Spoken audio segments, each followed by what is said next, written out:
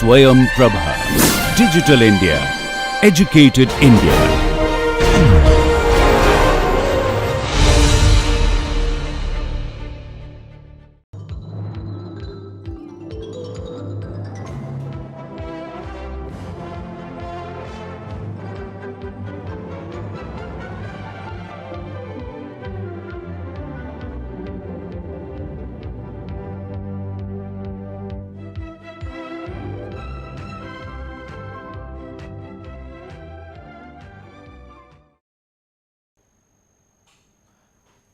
Welcome to module 9, lecture 2.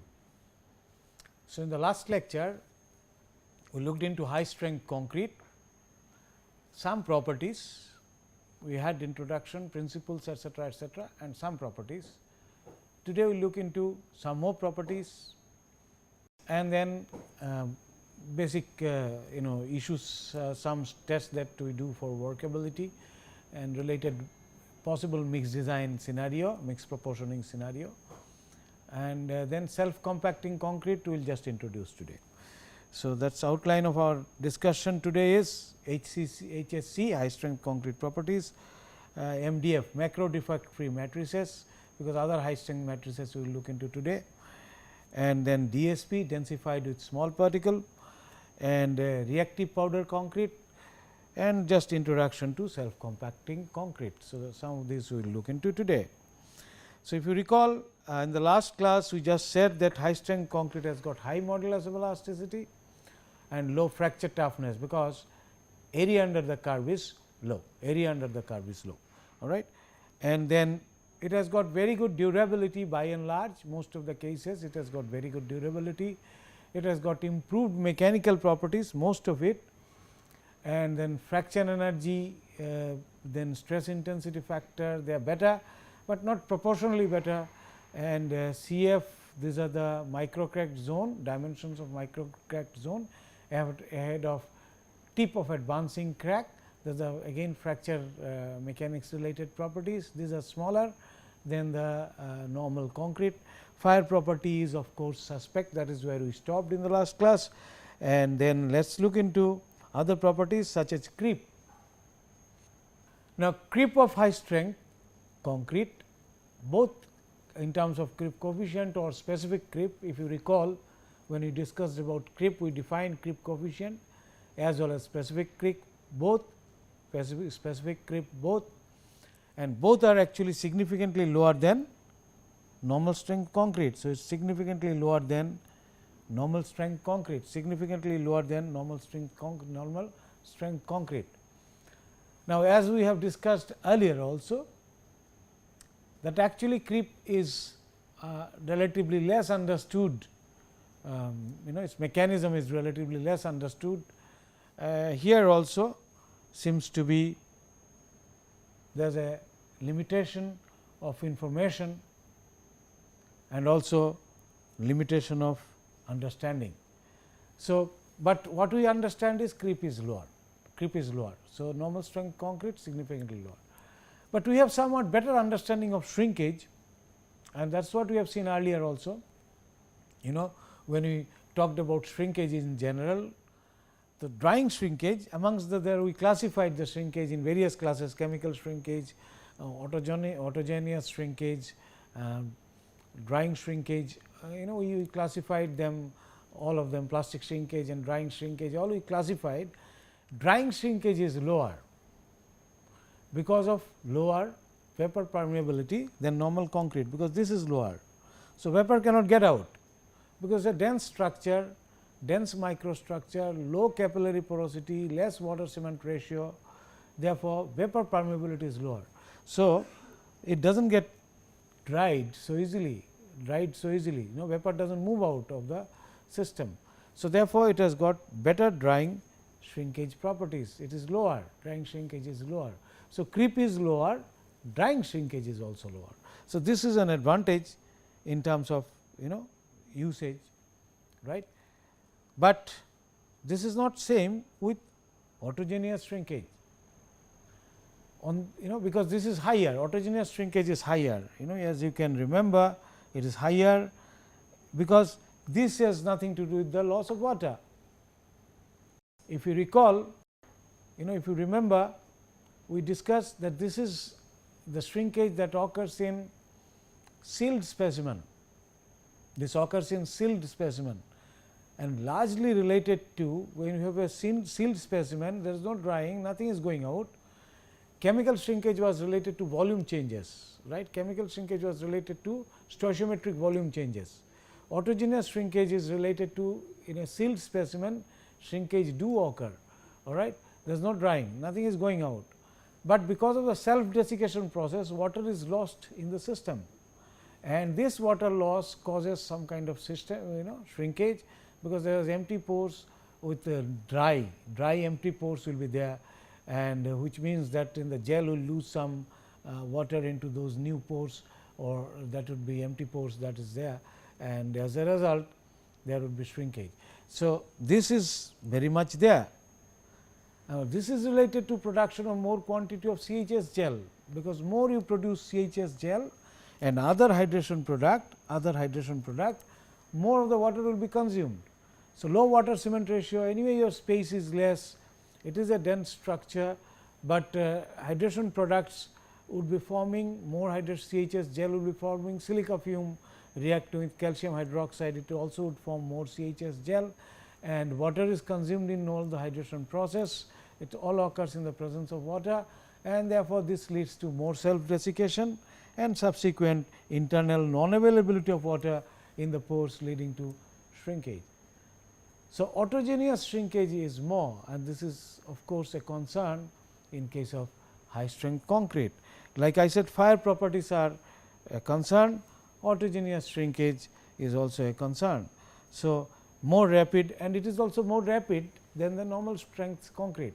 So, during the time during which your normal strength concrete will, let us say, show 40 microstone strength, say normal strength concrete might show normal strength concrete may exhibit 40 microstrain. Same time, high strength concrete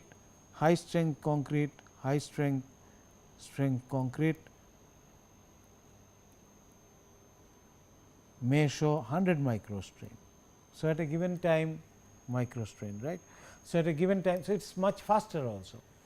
So, not only it is more, it can be faster also. So, therefore, this is surely one aspect one must look into, right, one must look into in case of high strength concrete. Of course, it has got implication in the design, and therefore, it could design implication could be quite prominent. Now, you must understand the high strength concrete would be used, you do not use them in all structures. High performance concrete, you may not use them in all structures, all right. In last class we seen that it has got better durability, all right.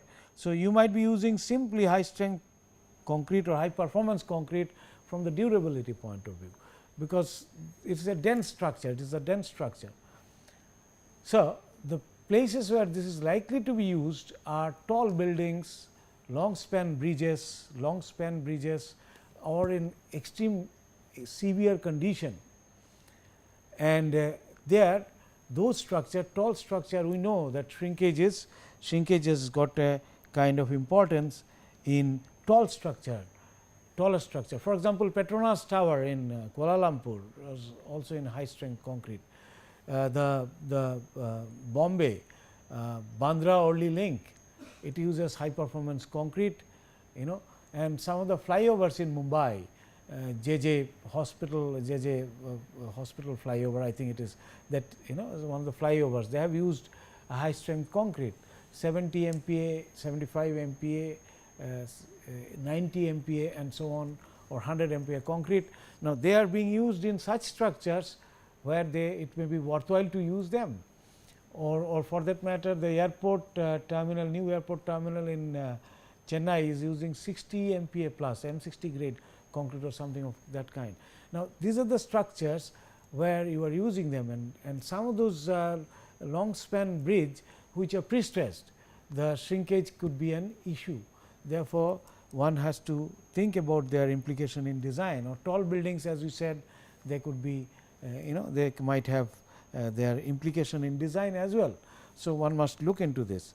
So, therefore, this is important, but drying shrinkage is lower, as we have already said.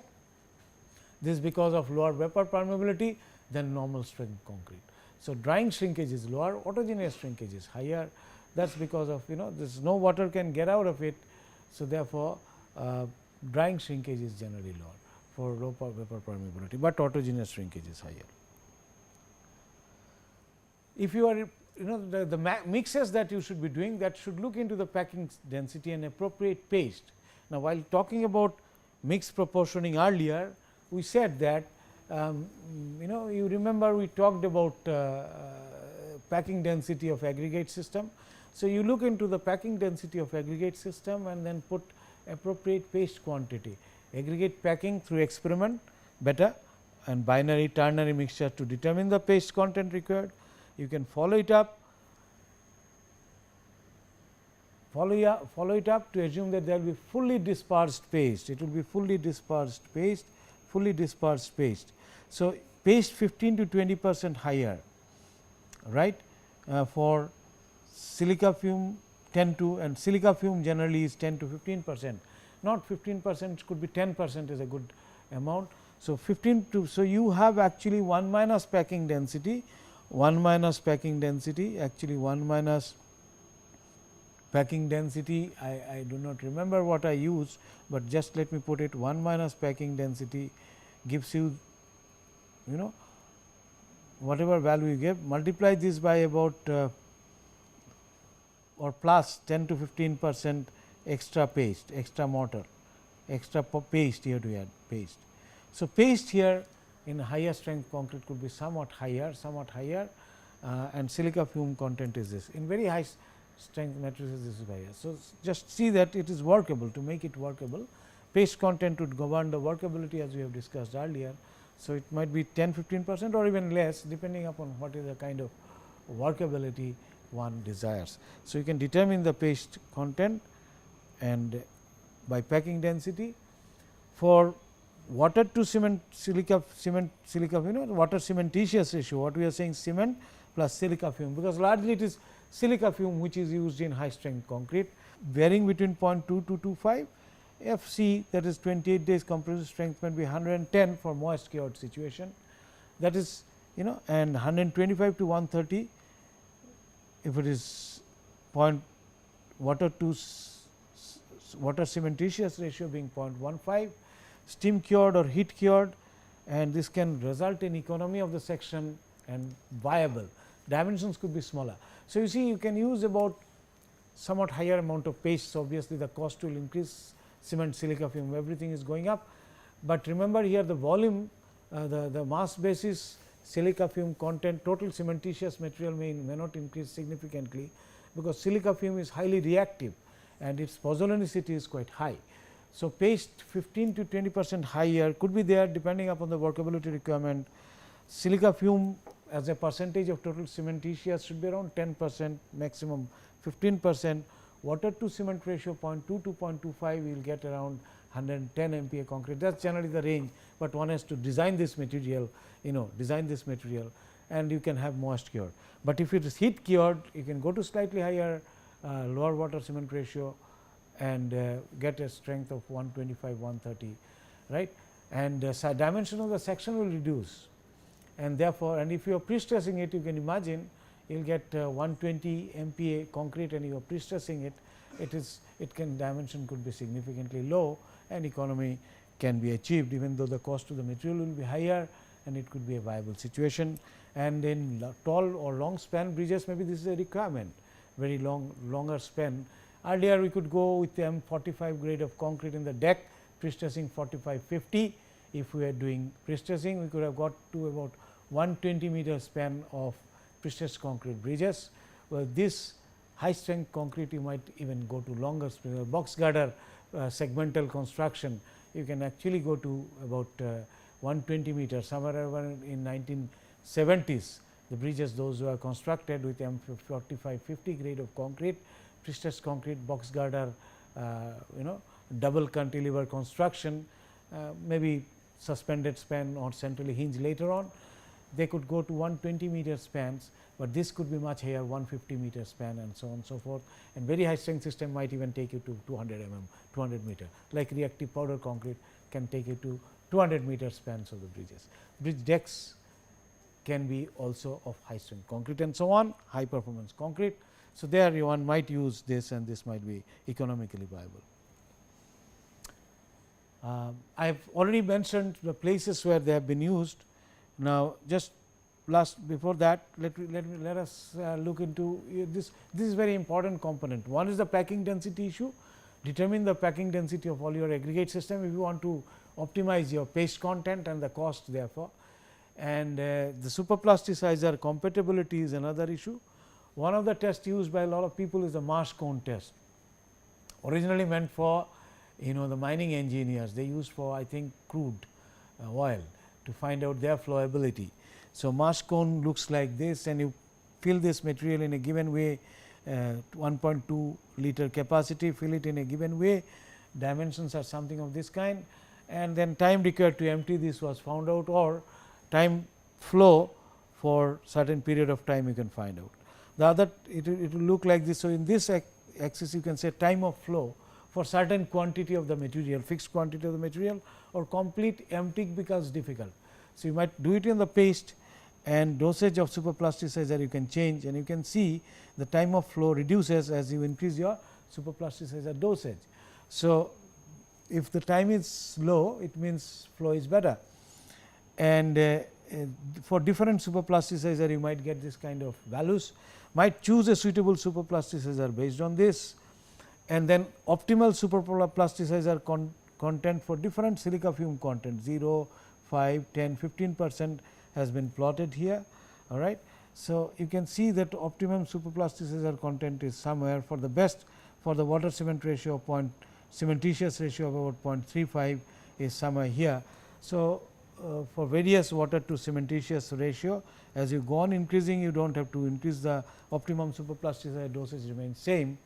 So, you can find out the combination or optimum superplasticizer that you require for the best most compatible superplasticizer that you determine from here through marsh cone test. You can actually determine, I am not going to detail into this, but actually using marsh cone test actually you can find out which is the best superplasticizer and what is its optimal dosage.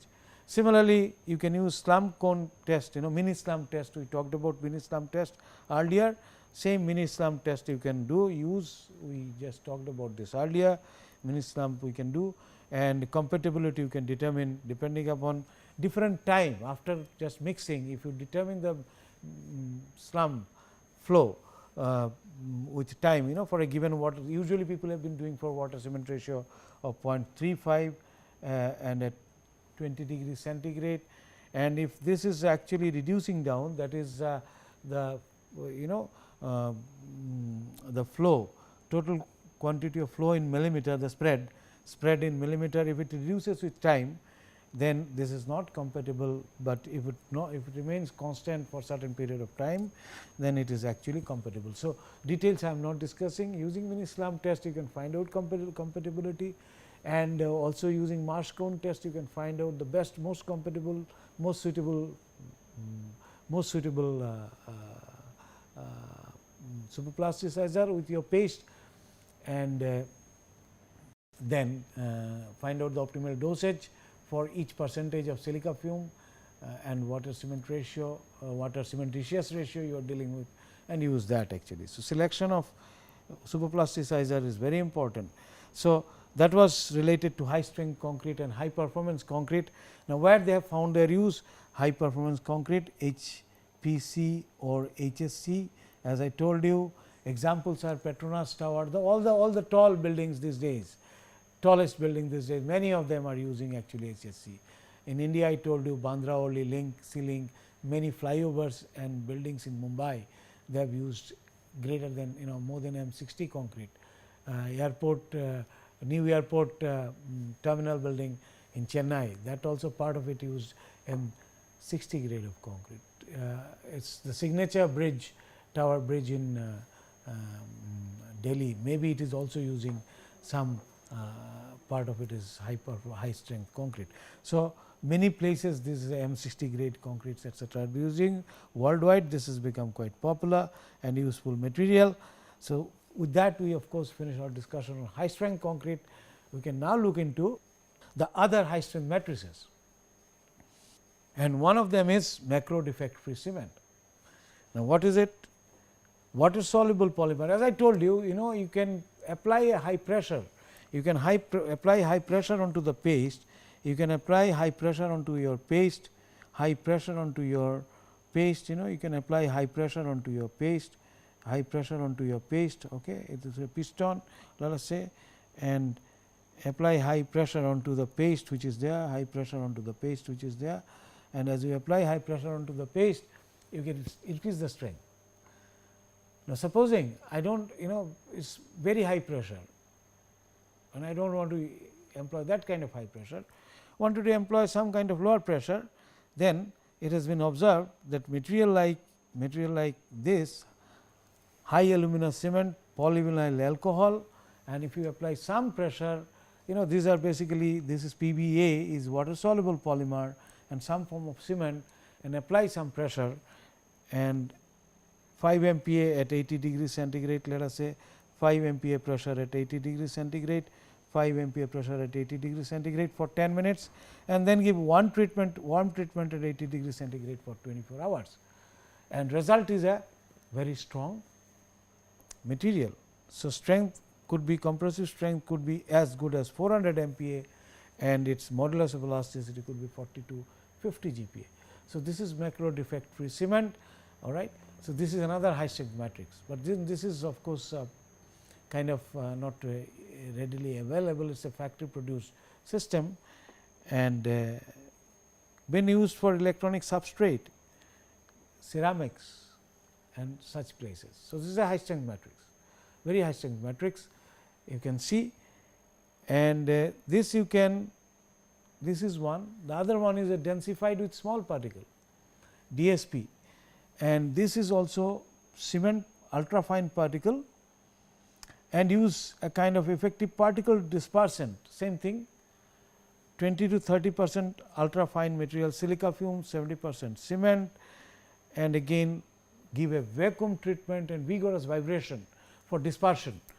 So, vacuum treatment and vigorous vibration for dispersion of this particulate system, and then you might do some high temperature curing after mixing, all right, with a very low water to cement ratio less than 0.3, then you can get a compressive strength of this cement as greater than 150 MPa. So, this is densified with small particle DSP cement, and you can get strength as good as 150 MPa or greater than 150 MPa. Now, this can be used together with aggregate or sand, coarse or fine aggregate, and you can make mortar out of this or concrete, and you can see the properties that you are likely to get. For example, MSA 16, maximum size of aggregate 16, granite aggregate, you can get a compressive strength of 125 MPa and modulus of elasticity, dynamic modulus of elasticity 68. You use same size of MSA, use another kind of aggregate, diabase, you get 168 MPa with this dynamic modulus around 65. You remember dynamic modulus, we talked about dynamic modulus, we determine it through actually by by actually acoustic or mechanical waves, by impinging mechanical waves. Now, 10 mm MSA calcined bauxite aggregate type, the strength goes to 218 MPa with the modulus of elasticity going to 109 GPa. Still use finer one, 4 mm aggregate, that means no large aggregate, coarse aggregate is missing, calcined bauxite, and strength is 268 MPa and 108 is a modulus of elasticity. So, you can see that you can go to fairly high strength, I mean quite high strength using this material when you are using aggregate. But MSA higher obviously gives you lower strength, stress concentration, non-uniformity, all that we talked about because of that. When you have finer and no coarse aggregate, strength is much higher. So, another kind of material which was developed originally in France and possibly quite promising of the similar sort of high strength matrices is reactive powder concrete. Now, followed from this, actually if I look at, okay, I will just come to reactive powder concrete in a minute, but where can I use this DSP? Can be used in flooring. High strength concrete, I forgot to tell you, higher the strength of concrete is, abrasion resistance is very good. That is what we have seen. So, your high strength concrete will have a very good abrasion resistance. So, you can use that in flooring. Now, you want still better abrasion resistance, DSP could serve you good. Safe nuclear entrapment, tooling and molding, overlay over existing concrete as repair material. Overlay over existing concrete as a like a kind of not repaired, protective material, protection material. So, it can give you good protection against thin layer, may give you good protection against external environment. So, this is where DSPs have been used, but then I was talking of reactive powder concrete. Reactive powder concrete, we have seen while just talking about DSP that if as I eliminate out the coarse aggregate, discontinuities vanishes and stress concentration, those effect actually vanishes and it becomes a uniform material, homogeneous material, uniform material throughout by and large. So, in this one coarse aggregate is completely eliminated and fine quartz sand or steel powder, maximum dimension 600 micron. So, even the finer, you are not using all fine aggregate sizes, not going to 4.75 mm. So, it is reduced down further from 4 mm I talked about to now 0.6 mm and improved this mechanical properties of the paste is improved, all right. Then reduction in the aggregate to matrix ratio, about 20% higher paste than that required for optimal packing of aggregate. Why is it so? To reduce down the shrinkage, because now it will shrink in bulk, as I told you, it will shrink in bulk. That means, it will change its size dimension in this manner. And if you had an aggregate inside, let us say if you had an aggregate inside, that will get compressed rather than any kind of stresses or cracks at the interface. So, this will not be there, this will simply this will not be there, this cracks will not be there, instead this will actually get compressed from all this direction because of bulk shrinkage. So, when you have higher paste content, so if you can, if I just look at it, normal concrete will have paste content around 30% or so, 28, 32, 32%. You come to pumpable concrete, you require more paste because of the flow characteristics, and we will talk about a concrete called self compacting concrete, which will also need more paste because of its flowability on its own. But from the strength point of view, like when you are looking at higher strength matrices, again paste content increases. That is largely because we want to bring in homogeneity in one thing and then get rid of the interfacial shrinkage that is there, because aggregates won't shrink, paste will shrink.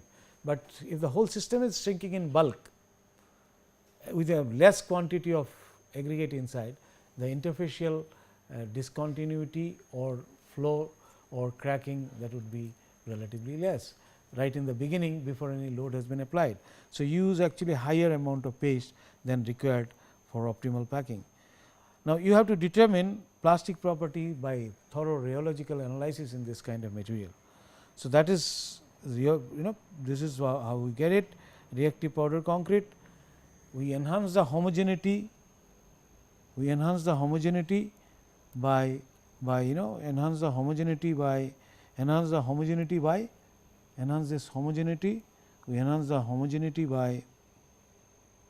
elimination of coarse aggregate.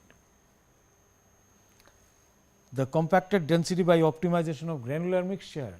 So, you have to do a thorough packing density scenario, apply, but this is additional, apply pressure before and during setting. Now, this would ensure further compaction, and if you are going to a very high strength situation, this would be a requirement.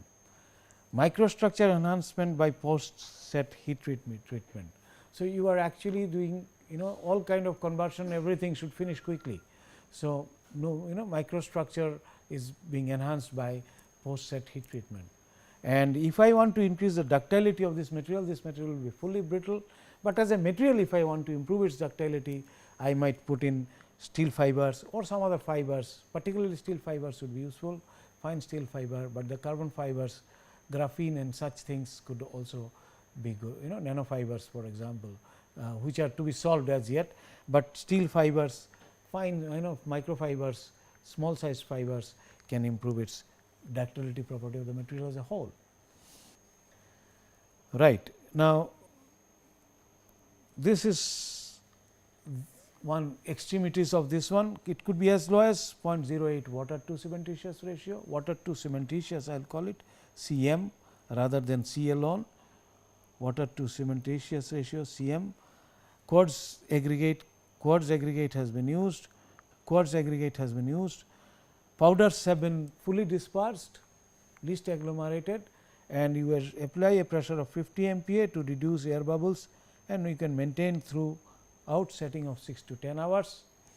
Heat treatment after the concrete has set simply by ambient pressure, at ambient pressure, heat treatment at ambient pressure. So, this is what reactive powder concrete, and what you get something like this. There are two grades, RPC 200 grade and RPC 800 grade. So, RPC 200 grade no presetting pressure required, none, but 800 grade you need 850 MPa pressure, that is what I was talking about. Heat treatment 20 to 90 degree and 250 to 400 degree autoclave situation, maybe the heat treatment would be there. So, there is a pressure, and also you might do a heat treatment at higher temperature. Obviously, the name suggests 200 grade. So, 170 to 230 MPa. This one is 490 to 600 MPa using quartz, all right, if you are using quartz 0.6 mm down, and if it is steel balls or steel powders, then you can get as high a strength as 800 MPa or 810 MPa. So, that is why the grade name is 800, right, and flexural strength 30 to 60 for quartz and 45 to 141 for steel. Now, you see the potential of this material. 200 grade, first let us look at, if I get 175, 180 and pre-stress it. So, it is at least 150, 160 in tension as well as in compression. That is the kind of load it can carry. So, the section dimensions actually can be comparable to the steel sections and may turn out to be even cheaper in some situation, but remember it has to be precast. You cannot make it in situ, this has to be factory produced material. It has to be a factory produced material, and in fact, it has been shown some of the materials produced, for example, ductile is of the similar principle, its dimensions could be almost similar. For example, you have a steel section of this kind, I section, and you can have concrete section of the similar kind having concrete. This is concrete, this is steel, this is steel. Dimensions could be almost similar to take same kind of loads.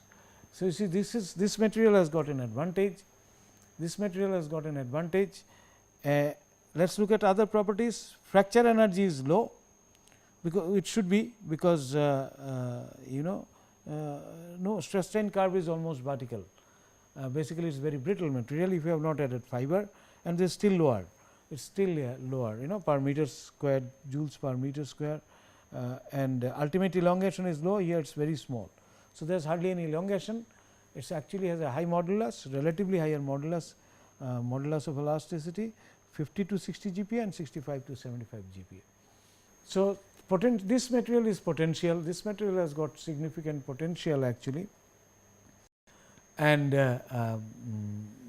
been attempted first, I think, in Canada in somewhere around 1990s. It is actually originally developed in France, but first pedestrian bridge was constructed in Canada somewhere around 1997, long span, and then Also in Far East, number of places actually some of this has been tried as a structural material, and commercial product like ductile, which is possibly based on similar principle produced by Lafarge, or there are similar other products by some other company.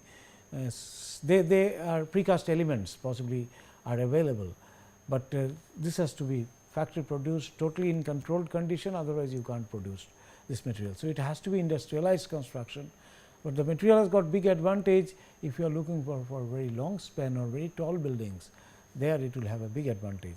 The cost is also not, it will be obviously higher than let us say high strength concrete and so on, but looking at everything put together like by like comparison, if one does, perhaps many cases this material also may be viable. At the moment, of course, in Indian scenario I have not come across a situation where RPC has been used, but it has got potential for very tall buildings and long span bridges and so on and so forth. So, this is reactive powder concrete, this is reactive powder concrete, right, this is reactive powder concrete, all right. So, last in our discussion today is self compacting concrete, which I will just introduce, and discuss a little bit today and discuss the rest of it in the next class. Self compacting concrete, how do I define? Well, it is the concrete that is able to flow and fill every part of the corner of the formwork, even in the presence of dense reinforcement, purely by means of own weight and without the need for any vibration and other type of compaction. So, it is actually it flows. Originally developed in Japan and Europe, basically to get rid of vibration for two reasons. One, the noise in a city, vibration creates a lot of noise, and therefore, you want to avoid that, there should be no noise. Second thing is there is a cost for vibration, and that cost can be eliminated, both labor, mainly labor cost and so on and so forth. So, that has to be eliminated. So, basically idea is that you put the concrete and it will flow. So, it will flow like this, you put the concrete into the any part of the structure and it will simply flow. So, something like this as it is shown. So, you have a slum cone test, slum cone, you have just lifted it and it will simply spread all around the places, it will flow in all direction. So, it will simply flow. So, therefore, flowability is the main concern of this one, and it should be able to flow on its own. Now, how can concrete flow? We have looked into pumpability, and what we said was it can flow because only material that is flowable in such concrete is the water. Now, if I have sufficient water in the system and also some kind of dispersant. So, if you have some kind of disbursement, then it can with if you want to put too much of water, because only thing that is flowable in concrete system is the water. But if you can't put too much of water, because that will not only increase the water to cementitious or water to cement ratio, segregation and similar many other things will occur. So, it should have a kind of cohesiveness, no internal separation, but at the same time it should be able to flow. So, it is actually the hyperplasticizer, third, fourth generation water reducing agent, very high or ultra high range water reducing agent, that made it possible. That made it possible actually for flow, to make self compacting concrete. Now, we talked of polycarboxylate ether. Remember, when we talked of admixtures, we talked of polycarboxylate ethers, which can disperse more because of their comb structure, push the particle by steric hindrances. It is that kind of admixtures which actually made it possible the production of self compacting concrete, because they can, if a normal quantity of water, they can push the particle apart and give a lot of flow. but at the same time particles should be retained together, they should not separate out. So, some stickiness should be there. So, some cases people use viscosity modifier, which we discussed again earlier, some sort of sticking property which they have, and therefore, both this admixture could make self compacting concrete possible. So, that is how actually it was developed in part of the Europe and Japan in the early days of its development in 1980s. Now, let us look at requirements of self compacting concrete. First of all, it must have filling ability, fill all corners through flow, all corners of the formwork, flowability, ability to flow in the form without vibration, no vibration, I am not applying any vibration. So, it should flow in the form without vibration, and because when we talked of compaction, you remember the normal concrete will seldom attain the shape of the formwork. So, I need some mobility, and actually flow should be there, able to flow in the form, change its position in the form without vibration here. So, that time we were actually enforcing them or ensuring them through vibration, the mobility, getting the shape of the mold. So, there is some amount of movement. Now, here it should move on its own and actually attain the shape of the mold. It should be able to pass through narrow spaces such as rebar without blockage. So, if it is a self compacting concrete, must be able to pass through all reinforcement. So, passing ability. So, filling ability, flowability and passing ability. Filling ability means it should spread and actually fill the place, and then flowability means if required the space is there more you have put in. So, it should be able to flow and spread it, because you might put it in one place and it should fill all the portions. So, there is some flow is required. Passing ability, if there are reinforcement there, it should pass through those reinforcement and should have good segregation resistance during flowing and also after it has come to rest. So, no segregation. After rest means water should not bleed out. While flowing, stones or the coarse aggregate should not remain somewhere, and the water or the paste should not flow away, leaving the coarse aggregates. So, therefore, there shouldn't be any kind of segregation or bleeding whatsoever before it has come to rest or during the flow. So, this is important. And how do you attain this? How do you attain this? I should have a consistent paste and it should be flowing. Paste itself should be showing. You can just advance a little bit from pumpable concrete, what we talked about earlier. So, pumpable concrete, where you are putting pressures to move, self compacting concrete you should be easily able to pump, no problem at all, because we are not talking of slump anymore, 120 mm slump or 130 mm slump for the pumpable concrete. It is simply slump flow here, as I showed in a photograph earlier, and it should be flowable paste and consistent paste.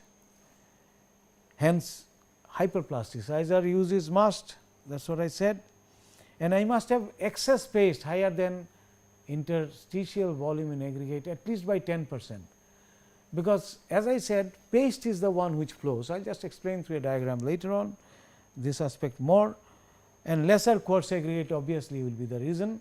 You have high paste, less coarse aggregate, and then paste flows and carries the aggregate riding with it. Aggregate will have a piggyback ride on the paste itself, because they will be embedded in the paste, and that is how you can make it self compacting, because aggregates are unlikely to move or flow, not they are going to fill in spaces. They will have their angle of repose and hold it if they are alone, but it is the paste, if they are embedded in the paste and then paste moves, they should be also having a ride onto the paste and then move, and that is how it can be self compacting. Well, plastic on its own with appropriate viscosity, that means yield shear stress must be very little. I talked of yield shear stress long back when we were talking of pumpability, compaction, and those issues, and we talked of Bingham's model, if you recall. So, it should have it should be plastic on its own viscosity. So, basically you see, if you look at it, this is your concrete, much less aggregate, aggregates are much less, this is your concrete, actually lot of paste, less aggregate. Now, if it starts flowing, whole thing flows, it is actually the paste which flows and they remain in their position. The there should not be relative movement between this particle as it flows. So, you can imagine you have a viscous paste which flows, and you have some number of aggregate, I am saying, just supposing it is a paste and you have made a paste with a hyperplasticizer and adequate amount of water in the hyperplasticizer, it is able to flow. Now, you embed some aggregates onto it, just push few aggregates onto it. Now, aggregate will also remain embedded in this position, and if the paste has got stickiness, it will remain embedded in this position and then move with the paste itself. So, whole system of the paste moves, and therefore, embedded aggregate also moves with it, as if it is going to have is having a ride onto the back of the paste. So, that is the idea, that is the whole principle. So, therefore, you must have less coarse aggregate content. Coarse aggregate content is less in this kind of a system, all right. Coarse aggregate content is less in this kind of system. So, as it flows, as it moves out and moves, but then relative position remains still same, it does not change. So, after movement it should retain this same thing, it should retain its cohesiveness. So, therefore, these are the two issues in self compacting concrete.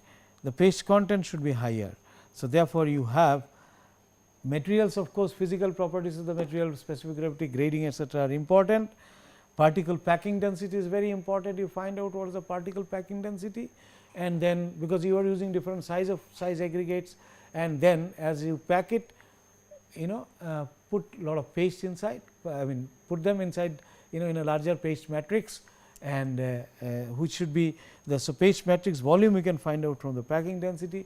You might do that same Marsh cone test to find out the superplasticizer dosage determination, optimal one, and fresh properties of self compacting concrete we measure by, not by conventional slump test, etc., but by slumps flow spread, B funnel test, L box, U tube.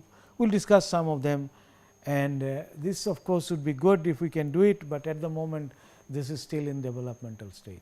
So, yield stress and plastic viscosity. So, if you see the proportion of the mix, that would be there. Water to powder ratio, you have sufficient quantity of water.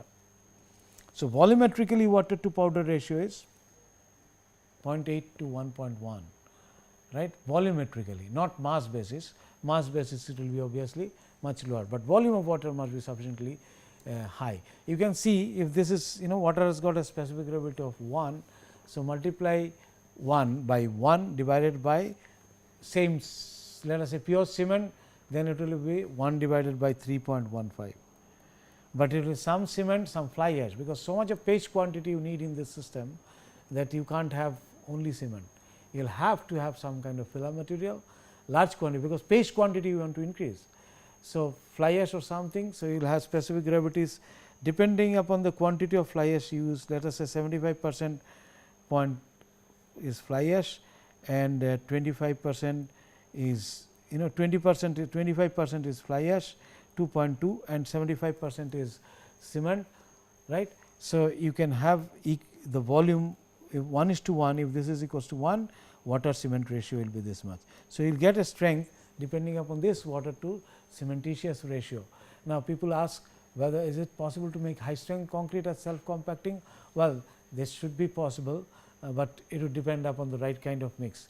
Sufficiently high strength matrix, but very high strength and self compacting, well, that would be a real challenge. At the moment we are not talking of that kind of situation, we are only right now talking of self compacting scenario. So, the volume to powder to water to powder ratio, now that is why I am talking of powder, which might have been when not cementitious alone, not supplementary cementitious material, not SCM like fly ash, silica fume, etc., etc., but we are talking of powder. Powder means even inert material, inert fine material, inert fine material. They should go into make, all this should make into paste, they should go into making of paste. So, they make paste. So, all that are required to paste. So, in the paste you have water to powder ratio is very important, because we have seen there is a water content which gives us consistency, all right, which is what we what we call the standard consistency is the water which will be just isolating the air bubbles, but you got to add more water here because you want real flowability, right. So, therefore, the quantity of water to powder, that is very important. Now, all particles must be looked into. So, air bubbles are isolated plus more because you want the flowability of the system.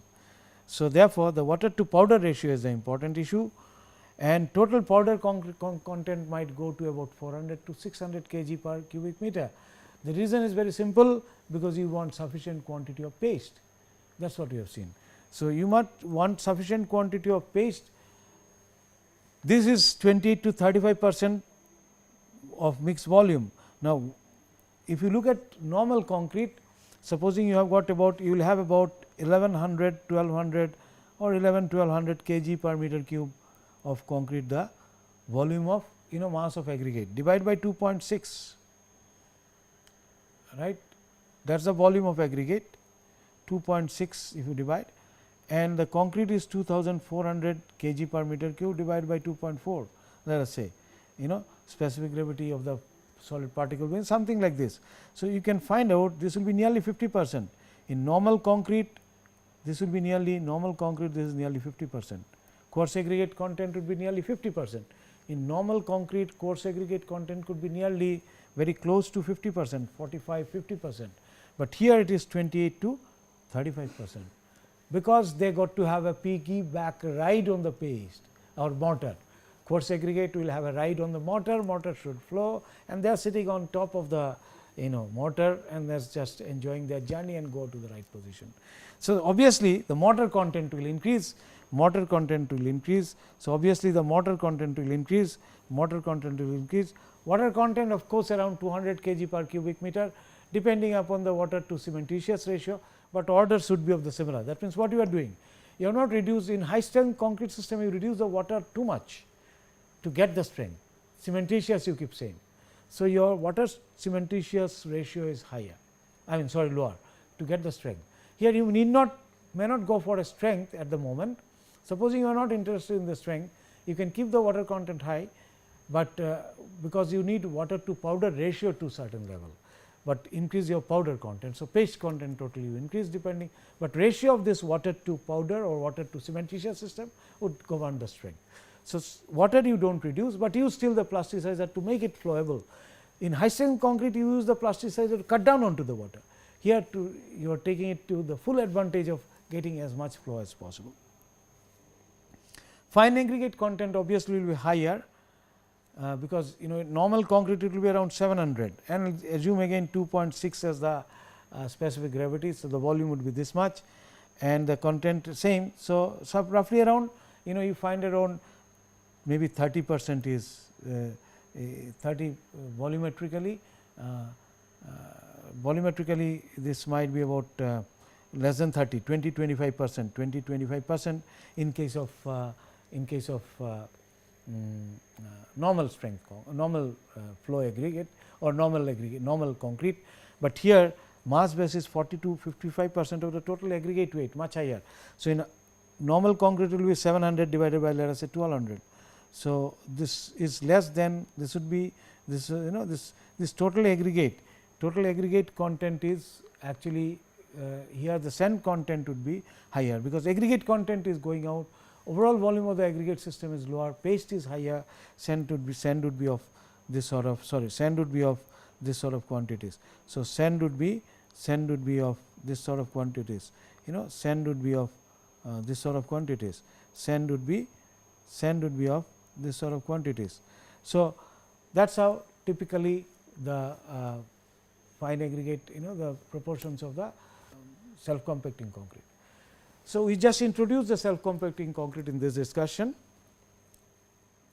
So, we can actually look into the summary of this particular one here. Summary, you can look into what we have looked into. Summary, we have what we have looked into. Number 1, we looked some properties of high strength concrete.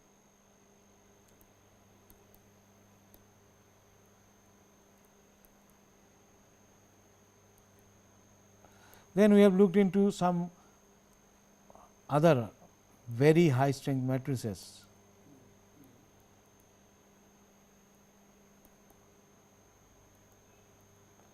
Then we introduced ourselves to self compacting concrete. In the next class, we will look into self compacting concrete to start with, and if time permits, we will go to other concrete such as fiber reinforced concrete. So, with this I think we can conclude our discussion on this. What we have seen is, we have seen high strength concrete. High strength concrete basically right from the beginning, what is the principle and the history. We also discussed a little bit of history of the self compacting concrete today and the other high strength matrices. So, and finally, we have come to the flowability, the high performance, one of the other kind of performance of the concrete, that is your flow properties or compaction properties, self compacting concrete, that is what we looked into. So, with this actually we would like to finish this discussion. Thank you.